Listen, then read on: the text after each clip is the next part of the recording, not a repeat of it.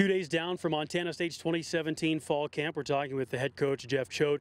And Coach, day one, everybody's always a little fired up. Day two, legs are starting to maybe get a little tired after day one. How'd you like the energy on day two? I thought it was really good. I thought we came out of the gate, we had a great red ball period where we're, no huddle and up tempo, and we had some situational third down stuff at the end of practice. Our kids had good energy throughout. I think our transitions are crisp.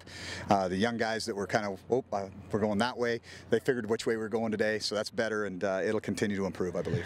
When you're not in pads, a lot of mental reps for these guys. In fact, on day one, I saw some of the young guys without their helmets on. How much are these younger guys? You got a lot of young guys in the program. How much are they swimming mentally right now? Oh, it's information overload. They're kind of drinking out of a fire hose, and it's not just the football stuff. It's all the other things that are going on too that create anxiety for them. And they're sleeping in a different bed, and somebody else is doing their laundry, and they got to figure some things out. But it'll slow down for them, and that's what we tell them. Hey, yeah, you're going through the exact same thing that every other young man that's ever walked through those locker room doors is going through, and we're here to help you through it, and so are the veterans. And just give yourself some time and patience. Don't expect to have it all down day one. We'll feed it to you and just take it in little bites. Year two now of you in this program with your staff and the way you do things. Things seem a little more sharp, crisp, more directed and focused. How have you liked that aspect of it, the mental side, how they're locked in? Yeah, I think that it's a lot of work to teach people a different way of doing things, and so I've been really pleased with the way the kids, our veterans, and the leaders that we have on this team have embraced it. I think they feel like it's a good way to go about it. Our coaches believe in it.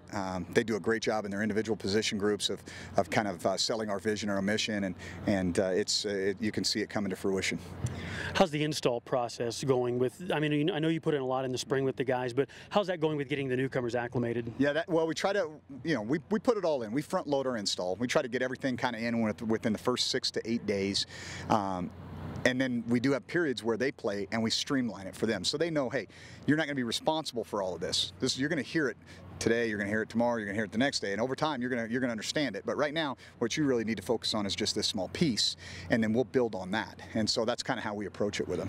When we talked the day before camp started, I asked you about how the player-run practices had gone. How has that shown itself now here through the first 2 days of the progress they made on their own? Yeah, I think a lot of what you're talking about in terms of how things are flowing and how crisp things look, that's a direct correlation to the work that these young men put in together over the summer.